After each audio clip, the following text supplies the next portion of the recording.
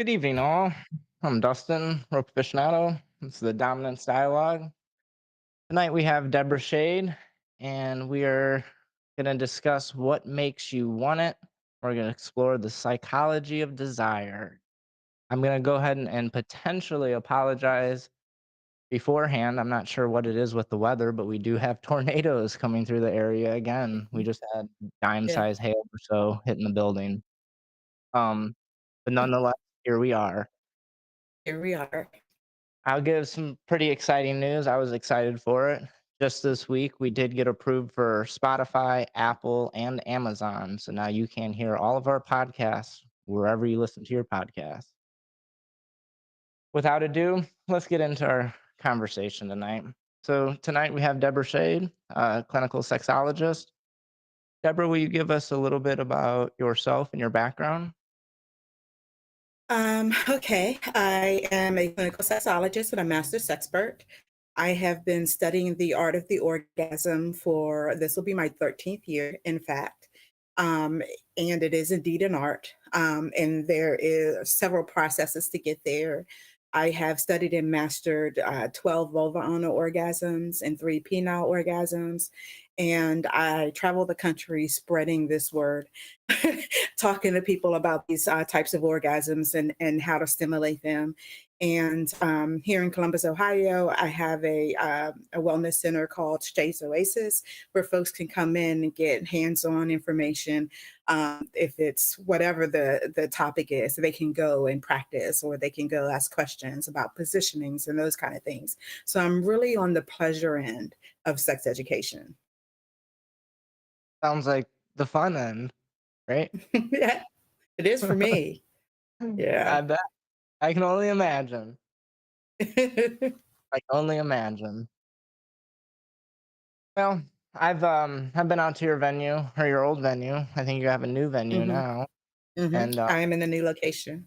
I'll have to make sure I get out there. You're not too far from me, about an hour, so we'll have to get out there Oh, sometime. okay. Yeah. So to get into the conversation, my first question that I have for you is, what inspired you to become a sexologist, and what are some of the most rewarding aspects of your work? Which it sounds like you might have a Mm. lot. I do, the fun, like some people might do like a review or a thumbs up. I get pictures of wet sheets and, happy smiles. And that's that's a good thing. I take those as my Yelp reviews. um I wrote a book. I used to write for Penhouse way back in the day. And I said, why can't I put these stories together and create this book? And I did. And it's now a series, but I thought it was erotica. I thought it was kind of like Zane or, you know, hereafter I started saying it's the 50, what 50 Shades of Grey should have been, but it was still real. Folks didn't know that what fisting was, that it wasn't putting your whole fist in somebody, how we spread, the importance of the PC muscle. And they would come up after my signings and ask me these things. I didn't know lesbians did this, or I didn't know that was not painful and that kind of thing. And I realized we need modern day sex education. So I thought I was going to create this wheel of sex education, but I found there's a whole world out there that is concentrating on various areas of sex education. Few are doing it on pleasure.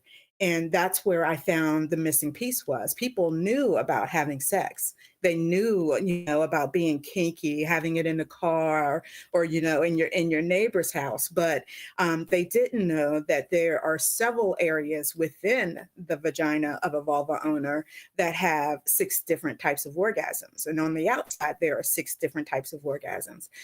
So once I found that there was a whole field in it, I just literally dived in. And here I am 13 years later, I'm teaching people how to have better orgasms. Folks who've never had an orgasm have orgasms, folks who believe they're broken because they don't ejaculate as a vagina owner. Squirting is one of the I gotta have this orgasm type orgasms. And folks are having this intense pleasure, but aren't squirting and thinking they're broken or they can't do it. When indeed their A spots being stimulated and not the G spot, you know. So where we kind of have these similar feelings and our body does the same thing with the butterflies and all that, we still have different outcomes of the stimuli that we are doing inside and out of the vagina and the anus for that matter. Interesting. I try to keep my composure when you said the wet sheets as your Yelp review. That just was Yeah, hilarious.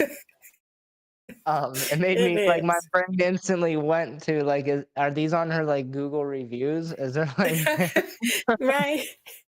I should start to do that and see how many people would catch on and go, "That's what that is." yeah, yeah, yeah. So, I mean, might help.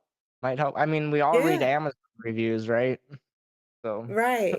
You know, but from a mental from the psychology behind the squirting, you know, it's pee, so I don't want it on me. It's messy, you know, so I don't want to make this mess, and it's just embarrassing for some because they don't know what it is. So, you know, being able to be told, put down a towel or two, you know, prepare for 2 teaspoons to 2 cups, and know that it's impossible to pee and squirt at the same time for a vulva owner, just as it is for a penis owner. You know, they can't pee and ejaculate at the same time. You know, the morning time, that morning time when you got to take your morning piss, but you also have the heart on, you know, it doesn't work. And your PC muscle needs to have that arousal to be told, do this and not that. And that's the same in the female anatomy. And it's a missing component to keep people from the squirting and to have squirting to be such a pornographic sexual act and not something that you can do every time you have sex. I think there is a lot of controversy about whether squirt is pee or not pee, and I Mhm. think that that Mhm. comes with the shame, and this is Yeah. where I think that as we move forward as a community and more so as a society, and we Mhm. shed these layers of shame, and specifically a lot to women. There's a lot more Yeah. shame associated to women expressing their sexuality versus men Mhm. expressing their It or really is. there's differences, let's just say, right? There's a lot of Mhm. difference. Yeah, I think for penis owners, it has to be something that's totally out of the box. You like to wear diapers. You want to be dressed like a princess. You know, it's you enjoy pegging. Those things for penis owners is more of the taboo. I'm ashamed. I don't want people to know this is something I'm really into. Versus the list for vulva owners is like outrageously long. You know, and if you come to the table wanting those kind of things, then you're labeled, you know, as, you know, you must have been around or, you know, how do you know this much information? So it's this fine line that we're never taught to walk. And so you have those like me who are considered freaks or you know too much or there's sex things and then you have those others the good girls, you know, but it's so many people and makeups in the middle that are just full of shame that makes it really hard for this whole pleasure perspective to even exist. It really does. Yeah, and I think that that's a big thing that like a goal with what a lot of us content creators are doing now is trying to remove that shame from Mhm. the various alternative relationship structures or sexual expression, Right. right? Right. And so we have these conversations, open and honestly, then it's Mhm. gonna continue to be shamed and behind closed doors and in the dark Right. alley. And I think about when I used to educate swinger events as a BDSM Mhm. educator, there was a disconnect. So I would start like, we're gonna do a trust building exercise. Can everybody please close Mhm. their eyes? And I'd ask 3 to 5 questions, basic questions. Have you ever fantasized about pulling your partner's hair or having your partner pull your hair? So on and so forth. 3 to 5 questions. Mhm. I got everybody to raise their hand. Hey, welcome to the kink community, right? We're not that different. But Right. a lot is we don't have terms or definitions, probably more importantly, Mhm. definitions for what we Mhm. do. And a lot of it Right. is behind closed doors, and so Mhm. it's like it just feeds into that Right. shame dynamic. And this is where Right. I love seeing how much more we have progressed just in the last 5 or 10 years as far as society. It's amazing. It really has. It is actually how I ended up in the sex industry though, as what I was trying to do with it being more on the pleasure side. People were at my signings either, getting really uncomfortable, getting really flushed, or like those who were staying to the end to ask me those questions. And I, had bookstores that wouldn't carry my books because they weren't family oriented books. And that kind of thing. So, they're in your Lion's Dens, your Sorellas, your novelty stores.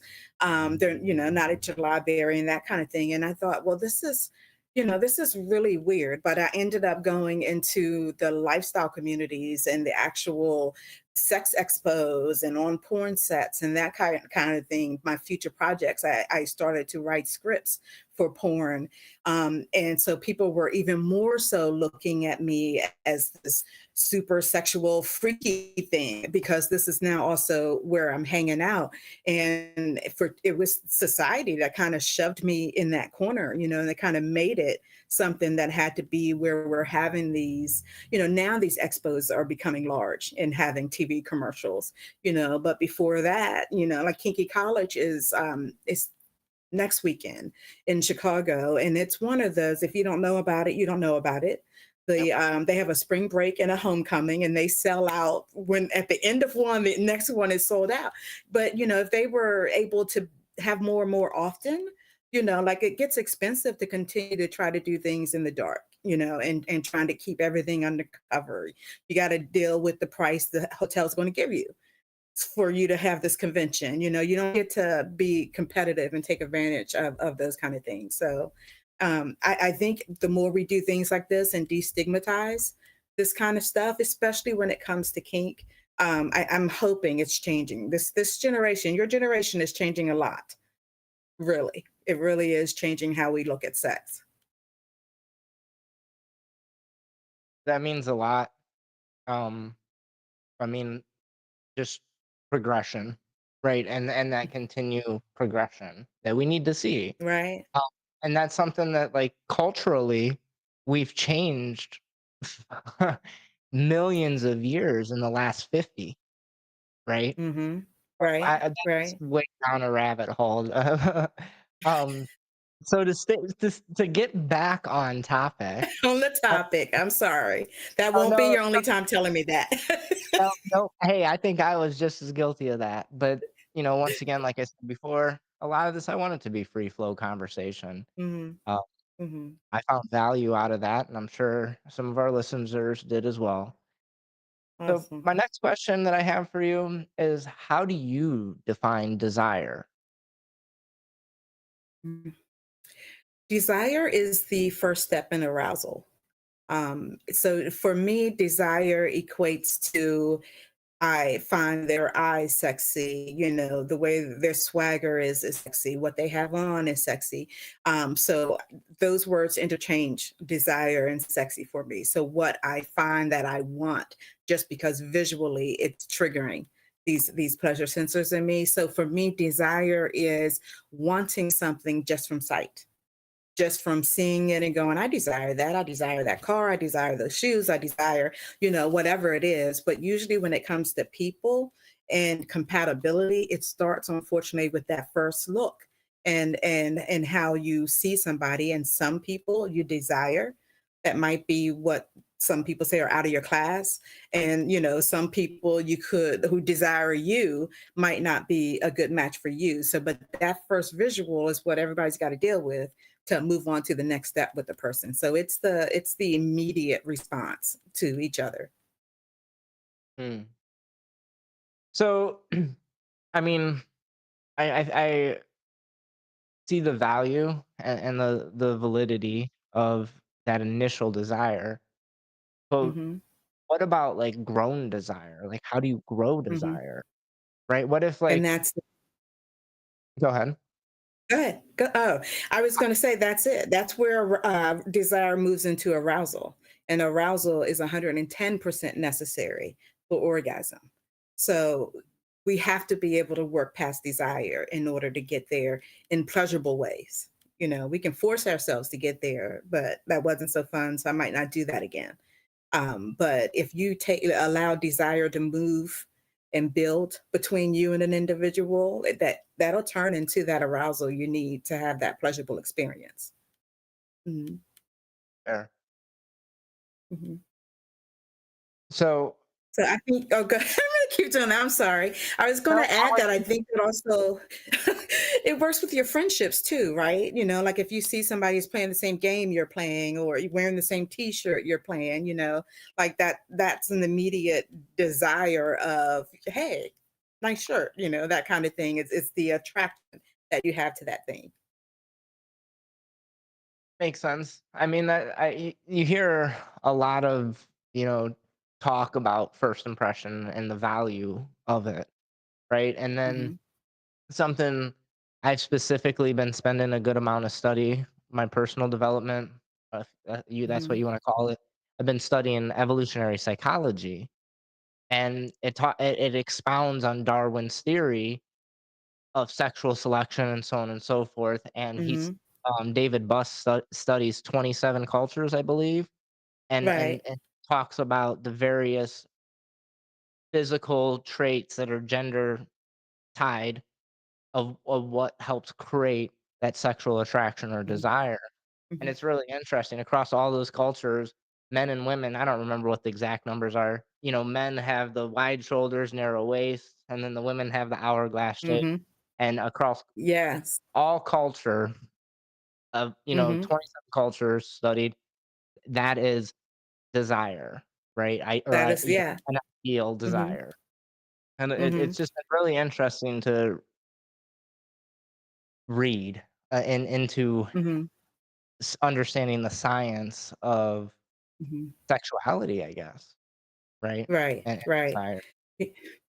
I'm like a kid in a candy store on this topic, because that generational conversation, that space where they said, "This is attractive," and I am going to brainwash everybody to believe that if you don't look this way, then you're not attractive, or if you don't, wear your hair like this, then you're outside of the box.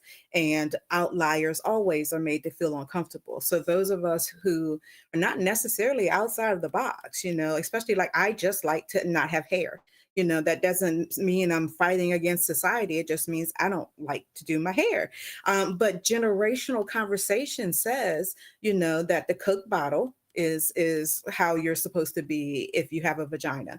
And it amazes me that you can see that kind of thinking and training throughout the country globally. You can see it, and you have some that are trying to adopt western, and you have some that are trying to spread their culture. And it's really interesting that it all comes down to, it looks the same though when it's right, and it looks the same when it's wrong. And that's a rabbit hole I could spend some time in.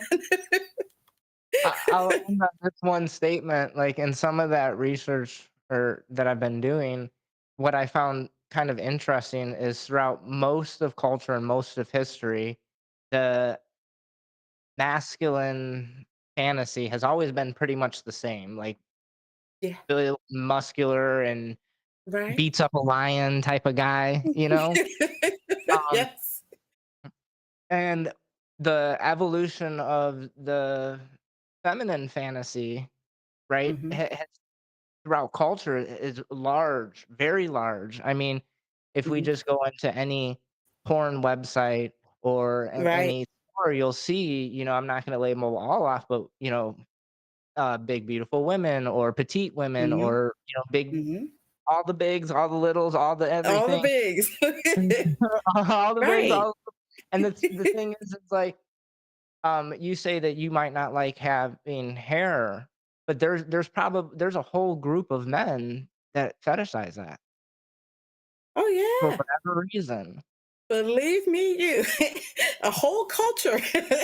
Yeah, I actually had somebody tell me that years ago because I've had my hair like this for almost 32 years. And there was a Somalian man in DC, and he just kept looking and looking and looking. And I was like, okay, what? And he said that having hair like this on a woman was a sign of submissiveness.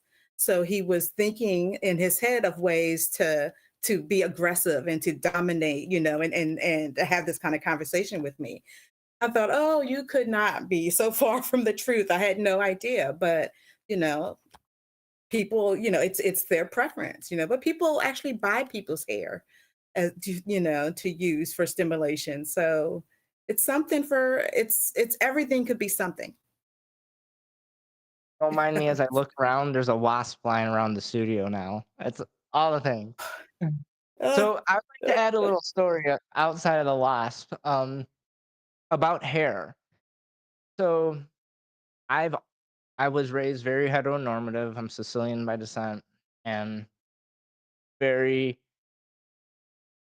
long hair is attractive, and I've really appreciated it, and I still do. mhm, And some time ago, a few years ago, a person reached out to me as a slave, um, and was talking to me and didn't have many pictures. Eventually, shared pictures, and she carried some shame because she had a shaved head. mhm, And mm, okay, not really my jam necessarily. right, Very attractive woman. Everything else was very, very attractive. Like, mhm, I'm very much of the M or the D type flavor. right, Slaves and S types are, my sexuality. But the no hair, it mhm, really got me. I'm not gonna lie. And I honestly had to do a little bit of reflecting. Like, are you really that?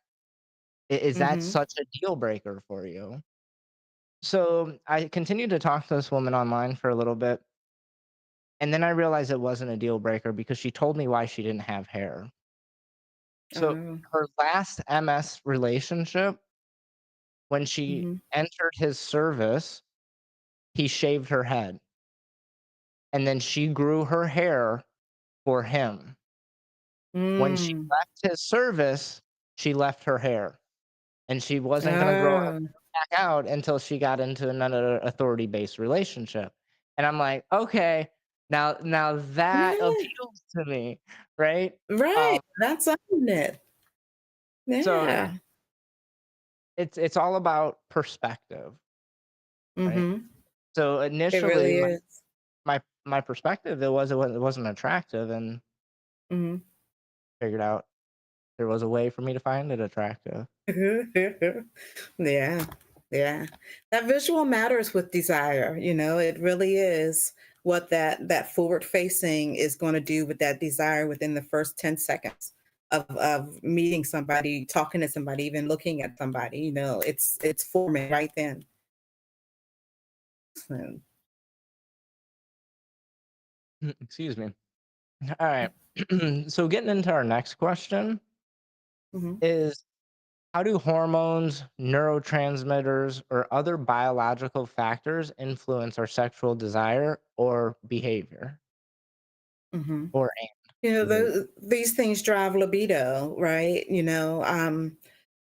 Libido is heavily driven on the chemicals and the neurons that we have in our DNA. So you and I might not have the same sex drive or the same need for prostate stimulation versus, breast orgasms or nipple orgasms.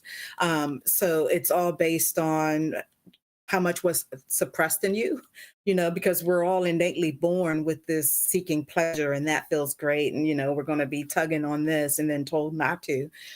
So it's those things that are just beat down and told to suppress, suppress, suppress are changing the way the chemicals reacting in the body. So with arousal, with pleasure, serotonin, oxytocin, and dopamine make you feel real good. And so these are really great things that make you want to have more sex. If you have more testosterone or not enough estrogen, those aren't going to behave the same way. And they're not going to give you the same amount of pleasure. So again, you're on the, that wasn't so fun. I'm not going to do it again. Or, that was too much fun. What's on the other side of going further with that? So I think I don't like to do science lessons, but we do need to know a little bit about the body's chemicals and neurotransmitters and anatomy, just a little bit, in order to have better orgasms. Yeah, I that goes back to where I've really come to the conclusion that like I'm very attracted. My desire comes from authority. That Hmm. you can your physical attraction has a little bit to my desire, Hmm. but ultimately I'm overarching would be attracted to submissive feminine types, Hmm. right? Right. But Right. versus submissive. Hmm. And it's taken me a while to really figure that out because Hmm. as we redefine what sex education is, as a 39-year-old man, when I went to public school, sex education was don't have sex. If you have sex, you're Hmm. either going to get some uncurable disease, Yeah.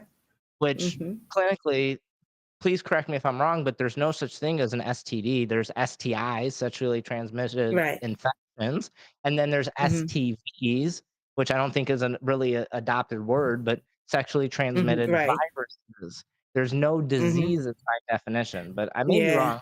it used to But be, right. No, it was for generation for years, it was disease. I think about maybe 7 or 8 years ago is when they dropped the D and it just became infectious. Um, so yeah, yeah, and a lot of those things continue to go though because we teach abstinence and don't do this terrible thing. And that's where the problem is that we're still talking about some of these diseases and infections that we shouldn't even be talking about. And I also refuse to go teach in schools. I don't want to deal with the parents, you know, telling me that their 10-year-old who is in this class because they got anal gonorrhea is not going to have sex, but they're sitting in the class with anal gonorrhea. So I don't know what these folks need to hear that we need to do better because we are still teaching our kids to not have sex. They don't have access to condoms, and now they don't have access to birth control. But we're having the same issues with kids are going to have sex. You know, we're born to have sex. Period. I mean, Period. from an evolutionary science standpoint, at an early age, like, for Mhm, millions of mhm, years, we as a species were designed to have sex mhm. at an early age, puberty or, like, right at puberty, right? Right. That's when No, desire before you're off. having erections in utero. Yeah, Yeah, yeah. Before yeah, 2-year-olds, 2-year-olds girls might hump on something and feel that grinding on what we now know are the clitoral internal legs and want to do that all the time until, somebody's telling them, stop humping that, stop rubbing on that.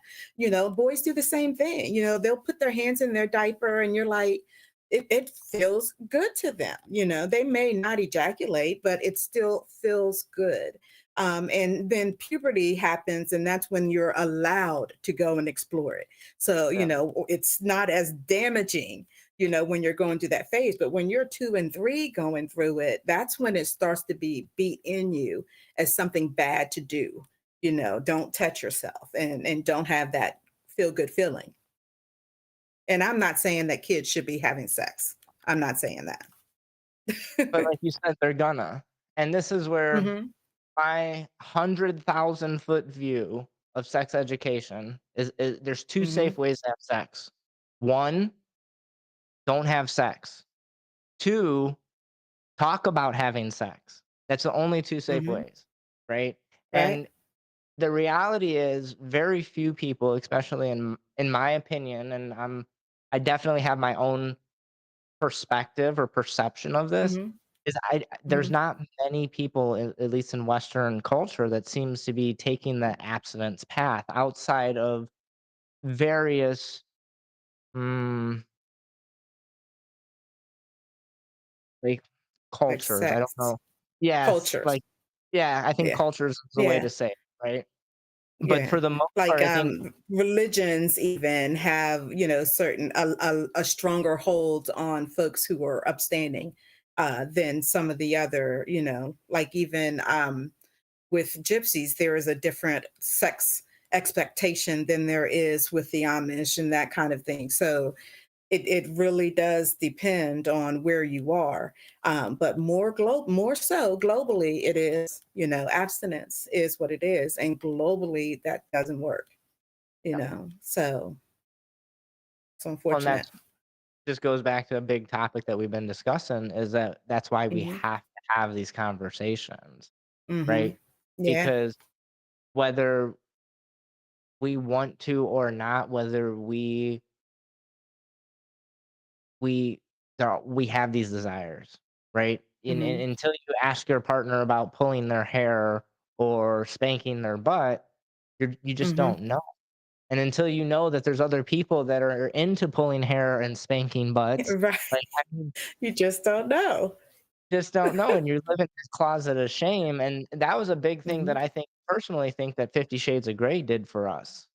Like, there was a Hmm. lot of bad that it took, but for me, I looked at the positives, and it made a lot of the words, at least in my world, the master slave DS BDSM world, Hmm.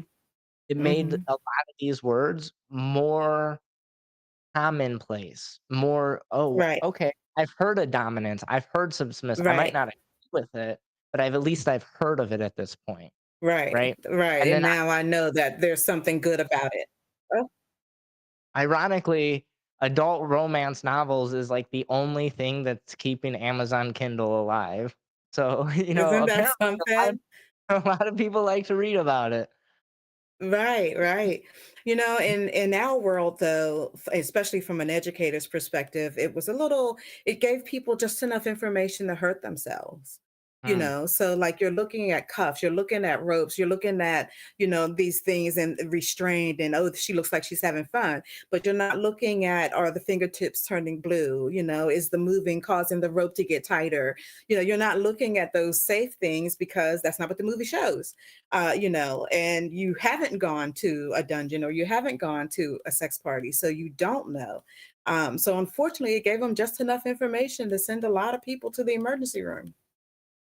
It yeah, really but, did, I mean, the thing is this is where personal responsibility comes into play, and in my opinion, those right? people that went to the emergency room, they would have gone to the emergency room for another person or another reason, Mhm. and that's just my, like, asshole judgment type of personality maybe, but You got to if take some responsibility for what you're doing, yeah, and if you're gonna watch one movie about BDSM and think that you know how to do rope suspension or swing a single mhm. tail whip, Yeah, right, your that problem happened. That is happening, though. It it really is. is. I don't know how commonplace it is, though. I think that, like, I our just brain had somebody in the venue the other night. I did. They were bragging about what they had just done with a submissive, which is a no-no for me. Like, that's like outing somebody. That's their private experience that you should be keeping private. But she said something. She said something else about collaring. And I was like, no, that's not how that works. You know how sincere that is. This means this like thing. And she was like, well, I don't know about all that. I just like the beating. And I'm like, "What? Like, that is not even what it's all about." If you're using the word beaten, you're not doing the right thing, and you're coming from it with the wrong energy, and it shouldn't be beating, and so she literally had her eyes open like, "Oh, I don't know anything." And it didn't sound like she did, but, she did not know, and she thought that what she was seeing on TV was all there was to it, you know? well, I So, think it's unfortunate. there's a lot of spectrum when it comes to BDSM. Excuse me. And there's some people that are, the weekend warriors, so to say, right? Mhm, mhm. And then there's some people where, I mean, this is my life, right? Mhm, It consumes my life in mhm, every facet. And no one is better or less than or anything like that. And sometimes, like, if all the person wants is just a beating and this, that, or the other, and they just have a collar for whatever reason, as long as it's consensual and it doesn't inflict on other people's in non-consensual ways, I've just kind of, mhm. this isn't. this isn't my flavor of BDSM because like when I've been around for a while and I was raised a little old guard, however you want to frame that, even though old Mhm. guard is kind of make believe. It's just a word that we use for people apparently. Um, Right, Collars were something that took years to acquire of right. devotion and dedication. And then after the 50 Shades came out, I started seeing people self collar, and that confused Yeah. me personally. Yes. Even approach Yes. somebody that was collared because I viewed them as owned property and I didn't have permission to Right. engage them.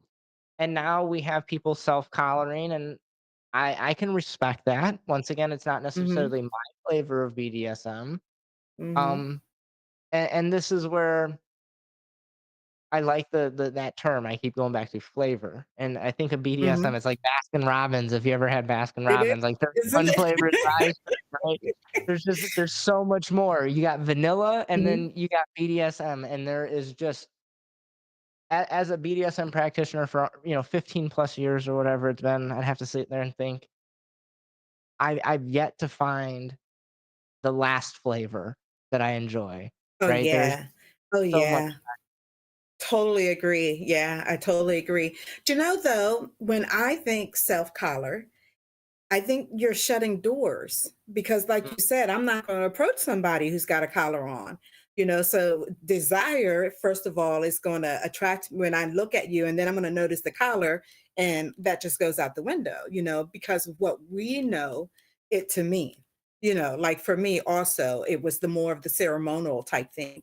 And Yeah. I want to kind of hold on to that because there are those type of things that belong between master slave that are there for a purpose. And I know across the board, we're changing the definition of so many words, and, they is okay. Although all my life, they's been one thing. I get it. Like you can't one thing they.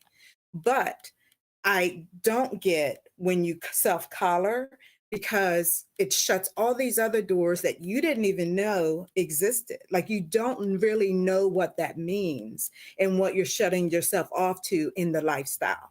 Now, if you're just doing it for jewelry, like this is just your necklace for the night, like that's it's we don't know enough language to share for those folks to come in and change these words when we're trying to normalize what we do know.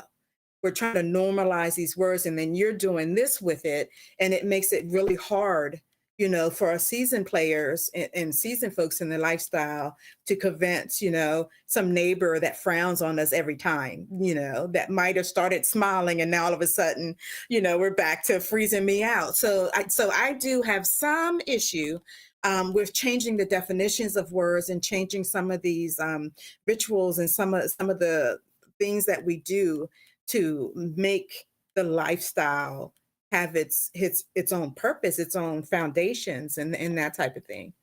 So, I'm Thank you for saying that because that's something that like needs to be said more is mhm, we have words and we have established definitions that have been used for mhm, a very long time. And I'm gonna go ahead and get on my butthead mountain real quick.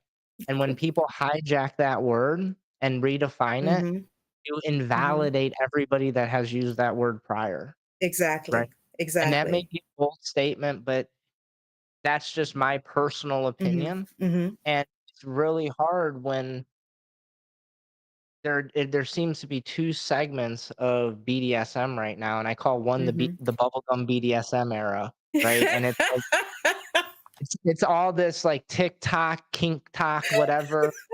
Like this guy that I commented on one of his rope things. He did something fundamentally unsafe, and he has a million Oh, or whatever subscribers, and I was very oh, professional. I tried not to comment, but I've seen him do a few really unsafe things, and, like, people now he's, like, paying for or charging for educate, and I'm just like, "Oh my god, I'm cringing. Don't do it, do" and I eventually said something, and I was pretty professional about it, and then he's like, "Minimum effort for desired result," and I said, "Minimum effort? is a desired result a safety risk? Because that's what the effort that you gave. And I don't remember Right. once how I worded it, and I tried to be very tactful because I wasn't trying to Yeah, it doesn't matter. get They'll take an anything you ego. say now. But this is where, you know, 5-ish years ago, for you to even be a rope educator, you better have been Mhm. tying for 10 years or more before Yes. you Yeah. earned your stripes to show that you had the capability and the experience to educate in whatever Mhm. niche you were. There is no Mhm. board Mhm. that determines how your experience on rope education or Exactly. this, that, or the other. Exactly. And right now we have a lot of the social media content creators and the new age bubblegum BDSM culture coming in, Mhm. and they're really giving a lot of bad names. You talk about the people that are getting Really. hurt. When you go to Right. this educator and you see him doing something that's a lark's head, which is the farthest thing you ever want to do in rope. Don't ever do a lark's head. Right. That's a class knot. Think of a slip knot. Not that's not what you ever want to do. And he's teaching Exactly. people, and then you have people that do that, and then they get injured, they go into the ER, and they're like, "Oh, well, Mm. I learned from the shibari expert," or whatever, Right. Like, no. No. and we Yeah. need to establish some basis of not only well, we need to, first of all, I think, respect the definitions that There's we the already have word. established, Mhm. right? There's the And word. Yes. needs a pretty tough word, but I'm gonna go ahead and say that we do need to do this because master and Mhm. slave, dominance and submissive, a lot of these words, these definitions, these protocols and Mhm. rituals, they've been around for 50, 60 years. For And forever, you know? I'm all for new words. I love words. If we need like I said, we can have the But the key bubblegum word PBS. is new word. I'm down for new words. Come up with new words. Give them new definitions. Don't take my words and give Yeah. them a new definition. That shouldn't work that way because that's and English is one of the hardest languages to learn. And so like this really tosses a lot in a person with a game like mine where sex is my life, and talking to people about these things is how I make my living. And if they're like, well, saying master is really bad, and it's like not when you're in the closet where the master's supposed to be.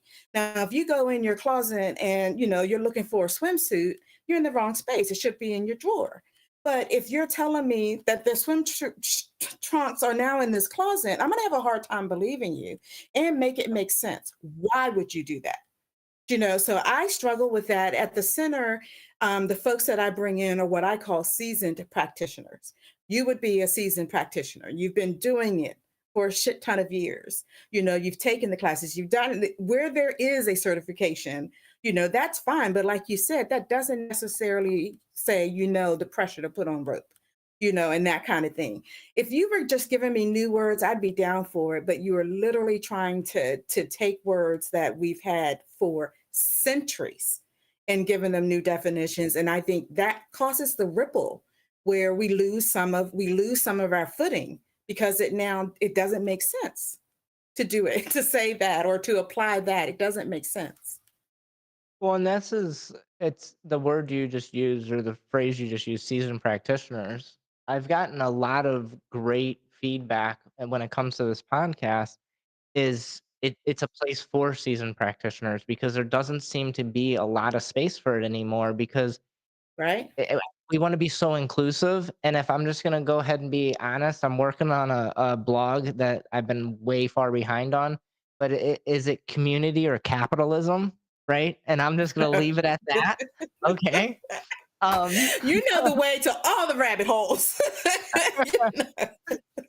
um, Oh, but the thing is we're becoming so inclusive that we're excluding the people that have been doing it for a very long time and mhm, most of this mhm, we do out of passion, not profit. mhm. I mean, when I Right. traveled and educated on rope and various other um, BDSM play, right? I Mhm. I struggle to use that word because I don't really think it's play. I think what we do is very Yeah. serious. Um, Right.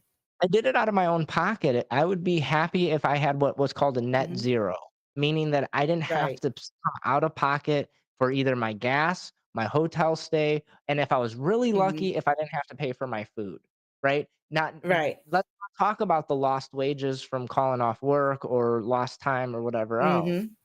And now Exactly.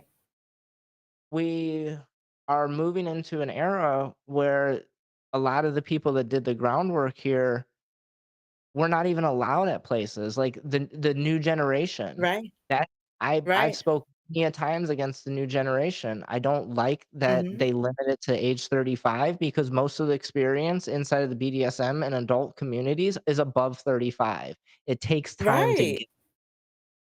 Ex but this is a rabbit hole. exactly.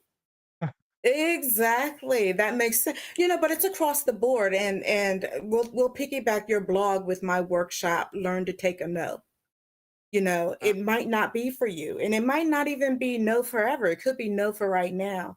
Because some of my courses, I'll have folks saying, well, I recognize my penis as a vagina, so I'm going to come to this vagina massage class. And I'm like, No. And not because I don't agree with you saying that, but because I'm saying this is a safe space. And so if I've got folks with vaginas coming because they have had bad experiences with penis and this is something they can do, or, they may not even be lesbians, they just don't want to be in masculine energy, whatever it is. I can't say I'm offering you a safe space, but so that I can give you, like I just can't see taking somebody's rights in order to give you a right. And I Mhm. struggle with that at the center all the time because I am inclusive. I have a belly dancing class, and someone who identifies as transgender was like, I think that's a slur. I think you're supposed to be saying body shaking. And I was like, I'm not saying that. I'm not doing that. Belly dance is ancient. Why in the world would I Yeah, start calling it body yeah. shaking? So there's just some things that rock the boat, that I can't say I'm offering a safe space and then allow you to run over everything just the same. I can't let these folks, be looking down on anal or whatever that is. This just might not be the space for you, but we don't have many spaces. We don't have many spaces.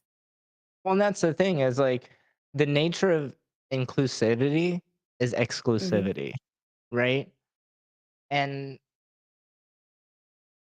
it's such a rabbit hole. I wanna try to get back onto this subject, but it is a Desire, tricky desire, desire. yeah, it's a tricky subject, and I appreciate the educators, the venue and all the promoters that Mhm, do their due diligence to, in their opinion, remember, there's no mhm. board that determines what sets Right, is good or bad or ugly, and we are all right. human, and alls we can do is what we think is best, right? Mhm, And whenever you open your mouth, you risk offense.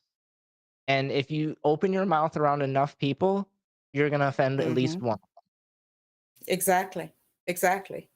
So And then just the old back in the day, you ruffled some feathers and it was like, okay, cool. In a couple of weeks now, you're just done for. Go find a whole nother career. yeah, Go, and it's unfortunate because I really just want you to be safe. I really just want you to have fun. I'm really not trying to have this argument about whether it's body shaking or belly. I really want you to know that belly dancing is a seductive movement that gets you connected with the feminine side of you, and it allows you to be sexy, and you might learn something that you could go do for a mate, or like let it be somebody's birthday surprise, or let it remind you, oh, it's okay that your breasts are swaying that way and your hips are going this way. And I'm thinking, when I'm talking to this person, and I'm telling them this is the reason why, they get it. But one person at a time. But it's just certain things you just cannot change when you're on a mission and there's a purpose. And my purpose is that orgasm. And I just can't, like I do have a dedicated T for T time and a women's for women's time, for folks to have those kind of experiences. Because again, I want to, and they're invited to stay throughout the evening when the regular membership starts to come. And a lot of times that happens because they realize it's not so cisnormative, it's not so homophobic, it's not so, once they get in there, it's getting them in there to get past these walls they're putting up for themselves. On there's a quote, I'm not even gonna try to butcher it, but essentially what like we're our own worst critic. And Mm, we see this so mhm. often throughout life. But so let's get back to words, right? And that's where like a lot of Okay. this conversation for the last 20 minutes has been. And my next question is to for you to differentiate between two words along of desire. And my question is, what is the difference between sexual desire and sexual arousal, and how do they interact in the human body and mind? Okay. Sexual desire is kind of like what you were talking about earlier, the hair choice, the body type, those kind of things. Those are sexual desires. I am looking at you. I'm not looking to say your breasts are not going to fit in that roller coaster handle. I'm looking at, I want to be all up in those breasts. So that's totally the mindset should be totally different. You shouldn't have the same thoughts when you're looking at someone for sexual desire that you would a pair of tennis shoes you've had your eyes on. That's desire, that's wanting, but it's not the same as sexual wanting. And then sexual arousal is allowing yourself to receive that energy back. If I note that you're looking at me in a way that you look like there's some desire there, there's some interest, I may smile and send back an energy or a response to let you know that I've got that too. And that's where it moves to arousal. Now, my belly might flop. I might notice I'm holding my breath. Any of those things could be happening. And for me, that's where that difference is. That sexual desire is kind of like lighting or flicking that lighter, and the arousal is when that fire actually comes and stays on. You just gotta keep your finger on it though, right? So you gotta keep moving from arousal on to the next phases, through the orgasm. But the biggest difference is you got to have one in order to get to the other. Then you've got to recognize that returned energy that says, okay, keep moving, keep moving. So it's like a building blocks, it sounds like, right? Hmm. So I think so so. Yeah. is it safe to say that sexual desire is foreplay to sexual arousal? I have really interesting conversations about this word foreplay.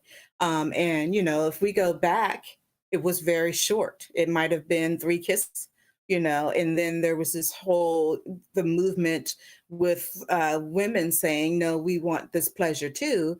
And foreplay became now you're performing conolingus or, you're doing oral of some sort. Um, to me, that's a sex act that can lead to orgasm on its own.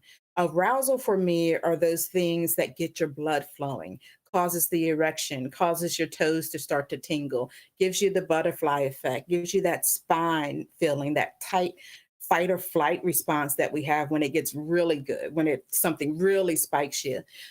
So it's being able to recognize those things along the way is what I try to teach people. Sometimes you might overlook it and think, oh, I need them to be doing this for another 10 seconds when indeed you don't. You really need to be paying attention to what's happening in the moment, appreciating it, breathing with it, and allowing that arousal to continue to flow through your body. And we stifle that a lot. I I really appreciate how you articulated that because like it made me sit there and like think about like myself and like how I'm aroused and like where that leads. And we're not going to get into all of that on this, you know, but it is a lot of that build up, right? It Mhm. doesn't necessarily have to do about what, where, or how you're touching, but Right, like I don't know. I mean, I'm gonna get a little woo, but the energy behind the touch. I mean, like a lot of this right, is a little woo for me, right? And I definitely right. believe of attraction. I Yeah, actually listened to a pretty interesting lecture where law of attraction was proven on a scientific level, and it talked about resonant frequency that people put out, right? And how yeah. various frequencies are attractive and are not. Yes. Yes, yes, yes. And I really think that that like goes back into, for me, what gets my juices flowing is that Mhm. person's energy, and not Right. necessarily the actual act. I mean, you can Exactly. color me a picture or clean my toilet, and it Right. potentially could be arousing for me in the right context. Yeah, yeah.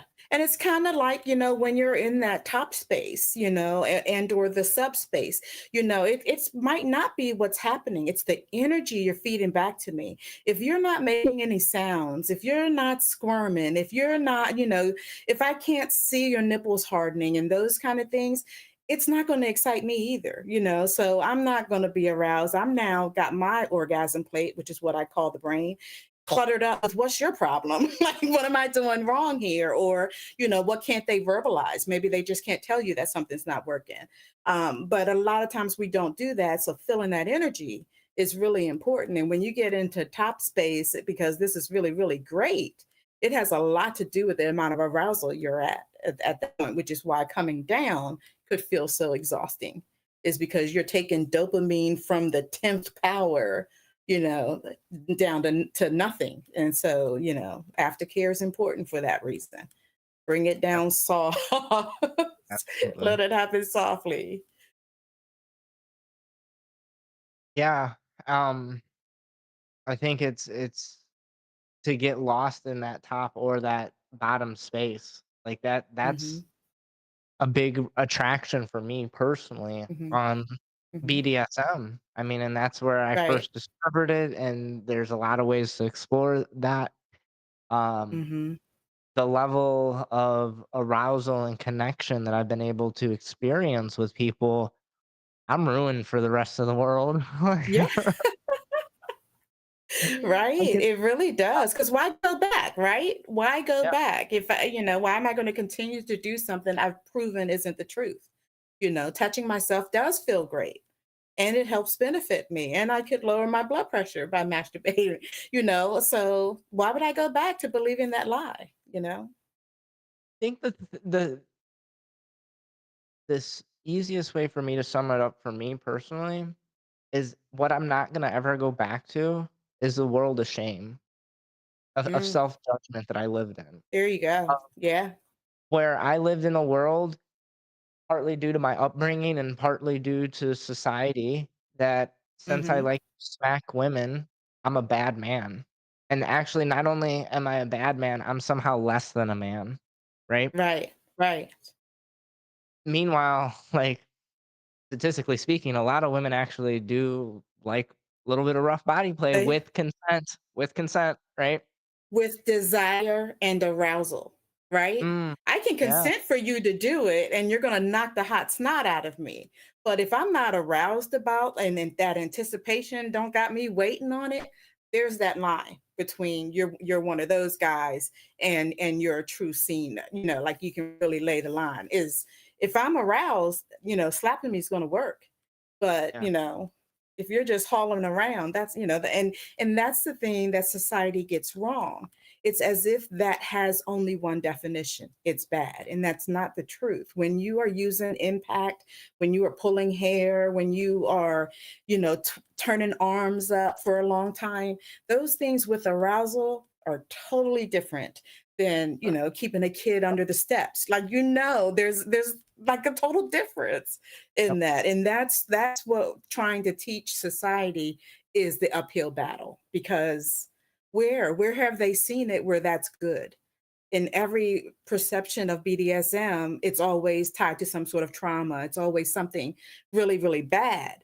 So, Well, they're not coming in. I'm gonna go ahead and like stand on my hill of cancellation, maybe, right? And it's a lot of demonization of masculine dominance and Mhm. victimization of feminine Mhm. submissive. And that's Yes. just simply not the case. And Mm. my experience has that's not what the norm is by no means. Right.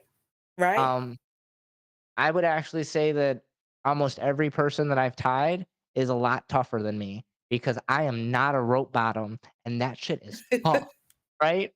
Um, Oh my gosh.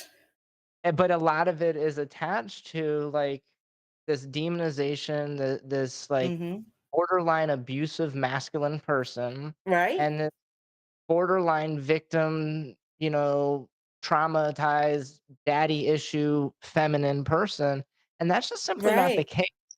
And I Yeah, think that and this is why I don't like using that word beating because, that's a negative thought, and, yeah, yeah, I think so part of the reason why 50 Shades did so well is because it was like that every I didn't really watch the movie, but it was like an everyday woman. It wasn't just like someone it was just an average person that was in it. And and everybody wanted to be that person because they're just average. They're a right. soccer mom or so on and so Yeah, forth, and they were perfect to it. And housewives, 50 yes, yes. but So the thing is like the people that do what we do are in most households across Western culture, and I would even say, like, throughout most cultures, there is this desire. Whether it's legal or talked about is a lot different. mhm, We're fortunate mhm, in America that we right, can express a lot of our desires, but even then, and I've educated and talked about where most of what we do from a criminal or is still criminal from a legal yeah, standpoint. Right? yes, And yes, I yes. don't care what They just paperwork doubled you down have. on choking, by the way. Yeah, they just doubled down on choking here in Ohio, where it is domestic violence if you do it, period. And it's a Really? felony now. Yeah, so Wow, not supposed to be any more choking. So wow. because we Well, had all that those fixation cases, you know, people this one goes who back see into something. people don't understand that there's 2 types of choke, and in the BDSM Hmm. world, you usually only do 1 type of choke, right? And Right. a lot of people, when they're outside looking in, they're like, "Oh, I'm gonna choke you. I'm gonna put my hands around your neck, and I'm gonna restrict the air flow." And you don't really Hmm. have any grasp of human anatomy, and you don't realize that restricting airflow Exactly. restricts air to the brain. And, I'm Right. not a medical doctor, but it's only a few seconds Right. before you cause permanent damage. Whereas as an educated practitioner, I Hmm. do what's called a blood choke. Do a restriction of blood flow Hmm. to the brain, which Right. is once again still very risky behavior, still what's considered edge play, but Right. the metrics are a little bit more in my favor, right? Right. And this And you're more where conscious of the threat of what could go bad. You're more conscious of what to look for in just are you also crushing the throat? Like what else is happening? We are on that and these folks are just, seeing it and trying to do it. And it's dangerous. and it's everywhere, everywhere. Mm. I mean, like my neighbor literally died of I forget what the exact, but it was sexual asphyxiation, and it was Oh yeah. self-inflicted, right? Mm-hmm. Um, and this was a very conservative person, very soft-spoken Mm-hmm. person. I used to camp with this person, and I just when Wow. when they died, I Wow. found out a whole 'nother world, right? But once again, if we Wow. don't have these conversations, we're Exactly. thinking that, "Oh, I'm gonna choke my partner and I'm gonna restrict their airflow, I'm gonna make them pass out." Mm-hmm. Mm-hmm. You're not making them pass out, like, in a hot, sexy way, I assure you. Like, Right, exactly, exactly. But not knowing, and poor thing to have to be alone and do that, not have a space or, a person who you could call and say, so it's unfortunate, you know, it really well, is. But what is still on the books under BDSM is just insane. And I don't know if anybody who's working on it, you know? I don't I think don't there know of is. anybody who's trying. Yeah, yeah, but we are here. The zoning laws hadn't been changed in something like 50 years. Our council people make the decisions of zoning, and something came up, and the question was asked: "How much of your time are you spending on this?" 90% of the council's time was spent on zoning, and telling folks how tall. And, here in Columbus, we couldn't go but so tall and so big.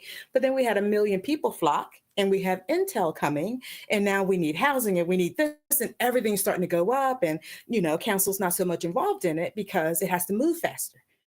So somebody got to do that with the sex stuff. We've got to realize these are outdated rules and things that we have proven that I don't understand how a globe that believes in Santa Claus can be so demonizing on sex.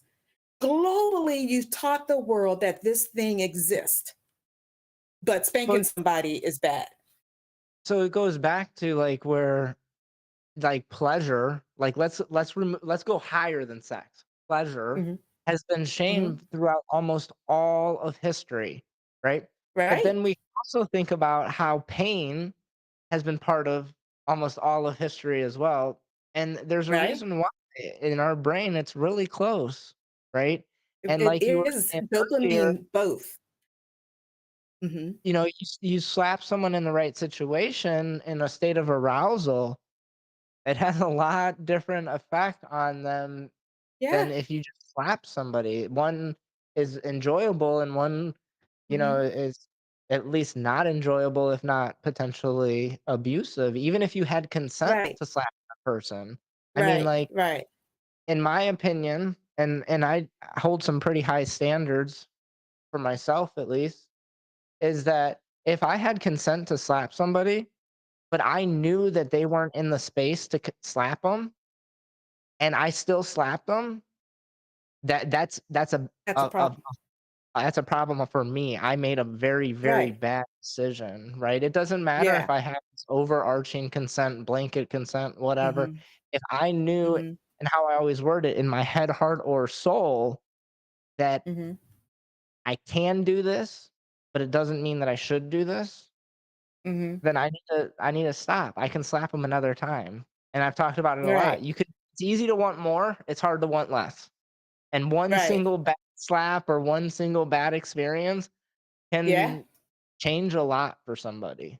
It can change the whole game Just for my somebody, experience. Yeah. And and what is your intent if you're not slapping in pleasure? You know, I know that if I pluck her, the skin is going to vibrate and send this painful sensation, and they're going to love it. But if, she's like at the sink washing dishes or has the baby in there, that's not a good time to do it because it is going to be pain that I feel in a painful way and not that pleasurable pain, that's riding off of dopamine because pain and pleasure both create dopamine, but they don't behave the same. If arousal's there, those chemicals feel good. If it's not, then it's saying no, this is bad for us, cry. So Well, it yeah. makes me think of, like, I don't care how much you like pain, nobody likes getting their toes stubbed, right? Because No, no, exactly. it's never the right context Exactly. for. That is so true. So we've kinda touched on this, but I wanna still ask the exact question just to see if you have any, Mhm. like, more specific things to state on it. But what are some of the common psychological barriers or challenges that people face when it comes to expressing or fulfilling their sexual desire? Mhm. That religious guilt, sexual shame, even folks who are bothered about having pleasure at a young age, folks who started having sex at 11, or, folks who might have been abused and now they're like, oh, I might as well do it, those kind of things. It is very hard for them to be in healthy sexual relationships because they have this belief here that sex is not supposed to feel good to me. So let me make everybody else feel good. Those kind of barriers are really take a lot longer to work through because it's outside influence and inside influence.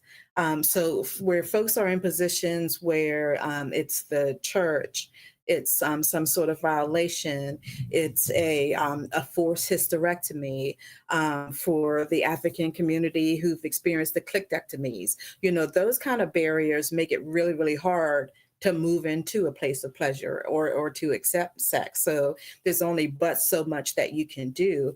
But a lot of it, I mean, a lot of it is shame from some component of the past. And current life is like, oh, I want to try this new thing that I've learned, or I'm with somebody who wants to open my eyes to all of these things. But in the back of my head on that orgasm plate, I've got all this other stuff. So, after it's done, it felt really great, had orgasm, did whatever. But now I'm over here in the fetal position crying, feeling so guilty about this thing that felt so good. So overcoming those kind of barriers is really tough, and it's a big part of it. So you got to get that kind of stuff off the orgasm plate. And even if it's talking to a friend or your current lover who's suggesting these things to you, but getting over the shame of speaking about it and telling somebody, that really bothers me because I was violated and my leg was pinched the whole time, or I was on this dark, wet page, like whatever could be tying them back to that kind of thing. So there's a whole bunch of barriers, and for vagina owners, they weigh heavier, and so it becomes a lot more harder for them to navigate pleasure places because there's so much other stuff connected to it. So this is going to be a little bit of a rabbit hole, but why not? Um, is this why that one of the large speculation, right? But I mean, even if you go to Wikipedia, one of the number one sexual fantasies for, as you're wording it, vagina owners is what's called consent, non-consent type of Hmm. play. And I used to educate close to this, and I use that very loosely. I presented it, get away from legal ramifications, right? And I won't talk about it anymore because of current culture. But Mm, one of the core of what my discussion was is that it freed a person of shame, hmm. both sides. And Right. there's multiple reasons why for a man as the top Hmm. or the bottom, why there could be shame Right. that's freed of.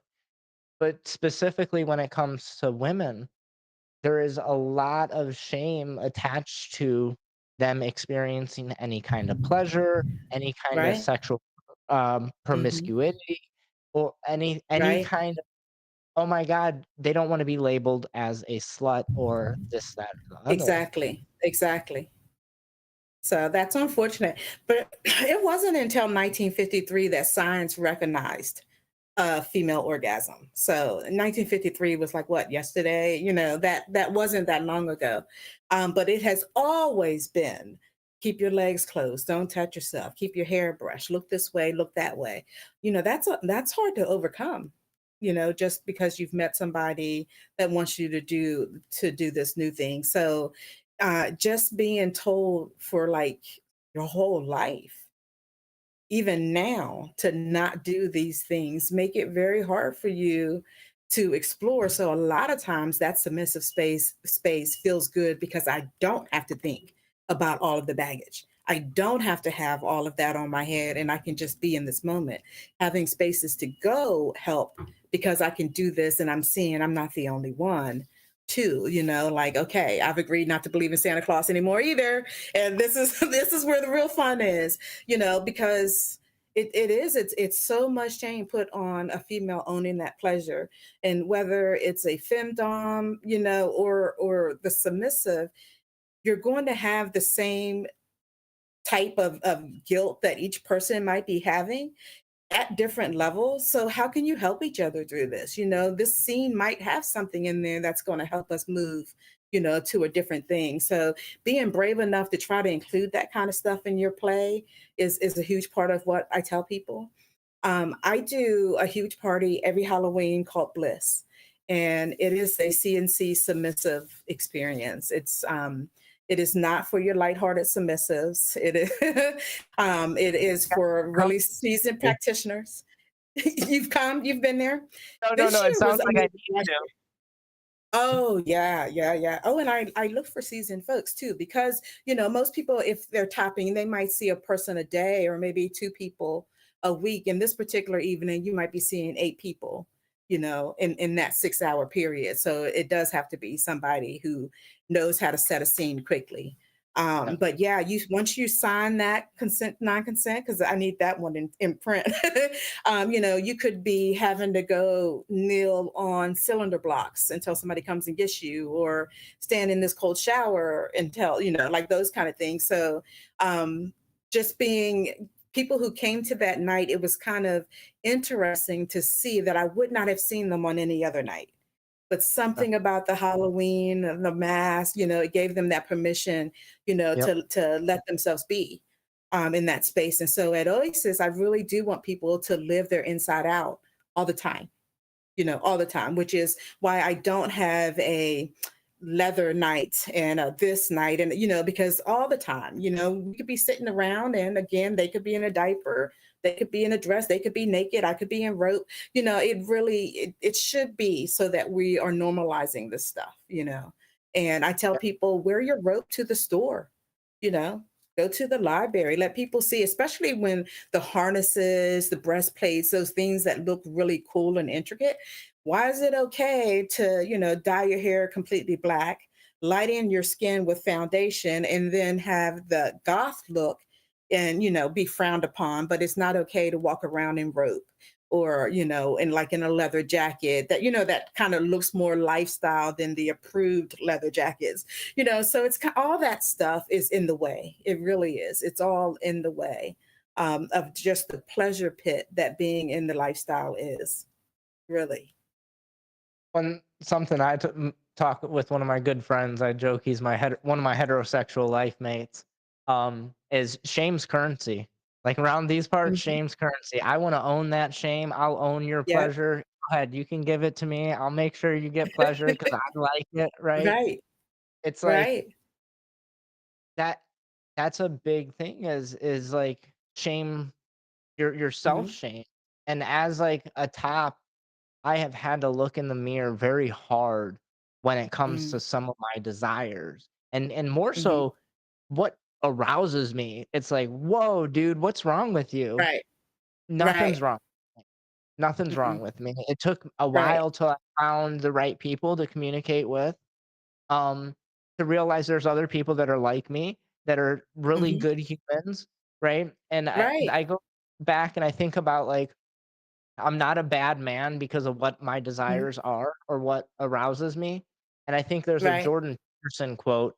He says, "The measure of a good man is the capability of, or the measure of a good man is the capacity of having danger and the ability to know when to control that." Wow. Right. Yeah. And something I've always thought about is like, I know when to be a gentleman, and more importantly, I know when not to be. Mhm. And I I can get know that that. a lot of my desires, they could easily be labeled as bad human characteristics, Mhm. but they're not necessarily in the right space with the right people with communication. Exactly. Right. It's the difference between being a serial killer, right? If you start slicing off their skin, that's totally different, It is. It's, I joke, you know. I'm an ethical psychopath. I have really strong ethics, right? I have really strong ethics. Um, but yeah, no, I mean, and the thing is for me, like growing up, I had some tough moments dealing with the shame, right? Mhm. And I am very thankful for finding community where I could talk about it more openly and hear of other Right. people's stories, because I felt really alone. I felt Mhm. that, like I said, I was somehow less than a human or something. And I think that's a big reason why over the last few years I've pushed so much on opening up these conversations, is Right. because Right. conversations like this that I stumbled upon, which weren't quite as easy to stumble upon back then, were it's what helped me accept myself and free myself of Right. shame. You like, we'll never go back. Right. I'm never going back to vanilla. Like, Right. vanilla with rainbow sprinkles and some chocolate syrup, right? Um, but I'm Yeah, having but that's fun. huge for a lot of people. When you have that shame that you're putting on yourself because you think you're the only one that does this thing that has to be terrible because generationally you've been told it is, where does that leave you?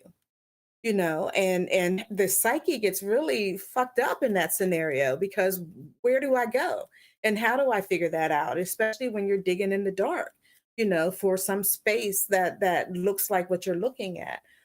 So yeah, I do. There's a line between serial killer, there's a line between beatings and abuse and all of that stuff. I totally want to make sure that everybody understands that I'm not saying if it feels good, do it, No. which is a lot of times what people say, oh, well, I can run with this. This is what feels good. There's the difference is having that empathy, having that arousal, having that desire that's tying you with that individual. So it's pleasurable for you both. If they're passed out in the corner, that's not fun. That's not right. So if you can think that in your head and play it out, that's the difference. That's where you can let go of some guilt because you wouldn't let that happen. You wouldn't do that. A big way to differentiate the two is hurt versus harm. I really like to hurt people. Actually, I love to hurt people. I'm not into harm at all. Right, And that was a right. big differentiating for me when I looked at myself in the mirror when it came to CNC. And Mhm. like I've had some tough people around me ask some really hard questions when it come to like Mm. reflecting on that. And like one of them asked me, they're like, "Well, what if there was no legalities that prevented you from doing that?" And I'm like, "Oh, don't ask me that. I'm not ready to answer that." And I'm like, after all these years of thinking that I was a good person because I followed the law and all this, and now you're gonna remove, and now you're, that's why I say I'm an ethical Right, psychopath right. because the legal system doesn't keep me from doing what I desire to do. It's my Mhm, ethics, mhm. right? And Right, exactly. if you remove the legalities, I still would never ever sexually assault someone. It's not in my Right, nature. I've done a lot of research on it. It causes a lot of right. harm, and I'm not into harm. I am Mhm. into hurt. And I know that there's Right, plenty of women that would love to consent to those acts, and I right. don't have to risk any harm. And Mhm, I think that's been a big thing for me is to separate the 2 mhm. is harm versus hurt, and even and more for Right, myself. We talked about, like, if you're just living a life full of shame, what are you doing? You're really, in my opinion, you're not living a very fulfilling life, and you're causing a lot of right, harm, restricting right. amount of enjoyment or experience or pleasure that Mhm. you can have inside of this life. And that's, I mean, You if you're know? not having experiences, what are you doing? Right. Well, then you're following, and so you're doing what's okay. The substances, the act, becoming an alcoholic. Those things are okay to do. And if you can't do what you need to do to feel happy or feel connected to the space we have to be in, most people do turn to substances, or they do turn to other, like what I would say is bad behavior. I would say, killing somebody in a car because you're drinking is way worse, than putting somebody on the cross or having somebody kneel in front of you and that type of thing. So I just think, it's society's dragging it. And how much of it are you going to, continue to take with you? Yeah. Yeah. So that kind of this perfectly leads into the next question is, so my next question for you is, how can people communicate effectively and respectfully with their Hmm. partners about sexual desires and boundaries, especially if they Hmm. differ from the mainstream or conventional ones that we see? Right, right. Give your orgasm a voice. You know, you've got to find those words. So even if you're in masturbation, or even if you're in an experience and you're like, I didn't even know I would like that, but I do. I'm going to add that to it. Literally identify those pleasure spaces, and then be okay with talking to somebody with it. In fact, teach yourself that if they don't want to talk to you about it, they're not for you, and it's okay. It's okay to be in rope, have your hands tied behind your back, and say no, thank you. Like this is, if you're not listening, I've got to go. So you've got to be able to know from somebody else's excitement level, well, whoa, this is getting too high. They're about to strike me too hard, or any of those things, to be able to pay attention. A little bit about anatomy, what's the belly doing? What's the chest doing? If the breathing is getting extremely heavy, it's a strong indicator that there's happiness there, but if they're not breathing at all, they could be not having the words to tell you, they're holding their breath and waiting for it to be over with. And Yep. that's stifling, one. So that coming up with language is I think it's the heaviest part of this whole field of desire and arousal. If you can't tell somebody, stepping on your toes feels really great, so step on my toes, or stand on my toes for, and be able to say that's enough, and be okay with that. You don't want to hurt somebody's feelings by saying that's enough. That's crazy to me, so both sides of the coin need to give permission to hear and give voice. I've got to be able to look and see and hear what your breathing pattern is, like how flushed are you, and then I'm reading those signs like, okay, this is working, you know, uh, check in verbally, hey, this looks like it's working for you. Is it? Because a lot of times you might get lost in that pleasure for a second, especially as you're slipping into space, you may very well lose the ability to keep encouraging somebody or sending those signals. And that's when we have to take over and read body language as well. And pleasure is movement. And if the person's not moving, not breathing, not engaging, it's not pleasurable. So there's the nonverbal and the verbal communication that we've got to build on, just as a team, and kind of encourage each other to be able to do, and just to be able to receive it. Teach somebody else, hey, she's not breathing, so you might want to. She's not breathing in a not a bad way. She's not breathing as in, I don't feel good. There's no arousal there, so encourage somebody to say, hey, no, read the body, like you can see that this isn't right, or just give tips and that kind of thing, which is why it's just not the kink is not something anybody should just jump into.